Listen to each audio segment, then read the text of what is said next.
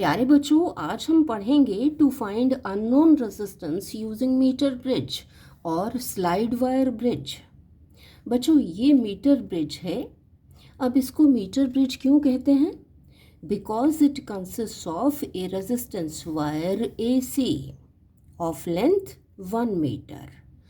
This wire is stretched between copper strips on a wooden horizontal board. These copper strips offer negligible resistance to the flow of current. Wire AC has uniform area of cross section and uniform material density. किस material की बनी होती है ये wire? It is made of alloys like Constantan, manganese, Eureka etc. अब wire के लिए ये मटेरियल्स क्यों चूज करते हैं? Because these materials, these alloys have high resistivity and low temperature coefficient of resistance. दरअसल हमें यहाँ पर चाहिए रेजिस्टेंस वायर, मीन्स कि रेजिस्टिविटी हाई होनी चाहिए और ऐसा होना चाहिए कि ये रेजिस्टेंस जो है टेम्परेचर इंक्रीज के साथ वेरी ना करे, क्योंकि टेम्परेचर तो इंक्रीज होना है जब करंट फ्लो करेगा वायर में से। So these materials have high resistivity and low temperature coefficient of resistance, alpha small है। चलिए अब बात करते हैं कि कैसे फाइंड आउट करते हैं मीटर ब्रिज से unknown resistance. Actually metre bridge is a practical form of Wheatstone bridge. Wheatstone bridge का ही प्रिंसिपल यूज होता है मीटर ब्रिज में। चलिए कंपेयर करते हैं। अब व्हीटस्टोन ब्रिज में a cell of EMF E is connected between points A and C through a key K. Here also cell of EMF E is connected between A and C through key K. जब lab में experiment perform किया जाता है तो generally यहाँ पर लेक्लेंची cell use कर लिया जाता है क्योंकि बहुत थोड़ा करंट चाहिए होता है। So between A and C is connected a cell of EMF E. आगे देखिए, between A and D is connected resistance R. Here also between A and D is connected a resistance box out of which resistance R can be taken out. हम यहाँ very कर सकते हैं resistance R को। Between terminals D and C is connected unknown resistance S. Here also between terminals D and C is connected an unknown resistance S. Between terminals B and D is connected a galvanometer. Here also between points B and D is connected a galvanometer. अभी बात करेंगे हम कि ये point B कौन सा है।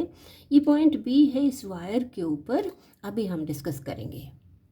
यहाँ व्हीटस्टोन ब्रिज में ये की लगी है इस ब्रांच को ओपन और क्लोज करने के लिए। यहाँ मीटर ब्रिज में इस की जगह लगी है जॉकी।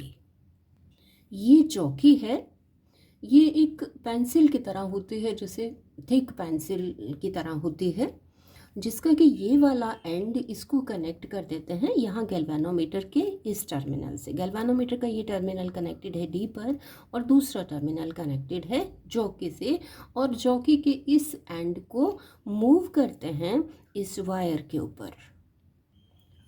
ए और बी के बीच में रेजिस्टेंस P है, यहाँ पर भी A और B के बीच में रेजिस्टेंस P है। एक्चुअली इतने लेंथ का AB लेंथ ऑफ वायर का रेजिस्टेंस जितना है वो रेजिस्टेंस P है, और इसी तरह से B और C के बीच में क्या है रेजिस्टेंस, तो यहाँ भी B और C का जितना रेजिस्टेंस है वो है Q। चलिए अब बात करते हैं कि ये पॉइंट B कहाँ से आता है। We close this battery key so that current flows through this circuit.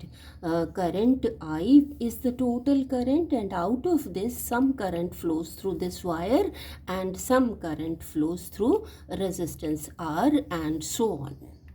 Now we take out some resistance from this resistance box. Say we take out resistance 2 ohms.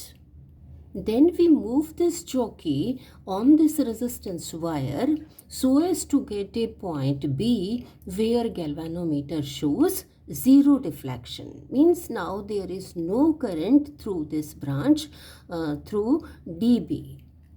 Just like we said that we adjust the resistances P, Q and R so that no current flows through galvanometer. When no current flows through galvanometer, in that case we say that resistance P over Q is equal to resistance R over S.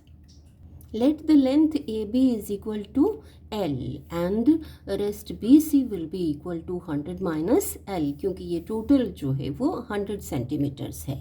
अब L length का resistance कितना हो जाएगा? L into R. This will be equal to P. R is the resistance of unit length of this wire. Unit length का resistance है R, तो L length का resistance कितना हो गया? L into R and this is equal to P. Similarly Q is equal to 100 minus L into R. P और Q की values यहाँ सब्सटीट्यूट कर देते हैं. L into R, P is equal to L into R divided by 100 minus L into R. This is equal to R over S. यहाँ से R cancel हो जाएगा, क्रॉस मल्टीप्लाई कर लें. S into L is equal to R into 100 minus L. यहाँ से हम find out कर सकते हैं unknown resistance S. S is equal to R into 100 minus L divided by L. Length L को हम फाइंड आउट कर लेते हैं with the help of this scale. ये स्केल फिक्स्ड होता है पैरेलल टू वायर AC. तो बच्चों इस तरीके से हम फाइंड आउट कर लेते हैं अननोन रेजिस्टेंस. तो बच्चों I am sure you have followed. Thank you.